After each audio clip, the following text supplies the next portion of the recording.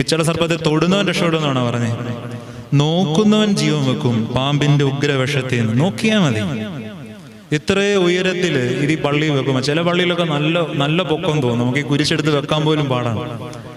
ആയിരങ്ങൾ വന്ന് നിൽക്കുന്ന ഒരു പള്ളിയിൽ ഒത്ത നടുക്ക് എവിടെ നിന്ന് നോക്കിയാലും കാണത്തക്ക രീതിയിലായി കുരിശ് വെക്കുന്നത്. നിങ്ങൾ ഈ പള്ളിക്കകത്ത് വന്നിരുന്നിട്ട് നിങ്ങൾ ഈ ശ്ലീബായിലേക്കൊന്ന് ധ്യാനപൂർവ്വം നോക്കിയാൽ ജീവിതത്തിന്റെ ഒരുപാട് പ്രയാസങ്ങൾക്ക് ശമനം കിട്ടും.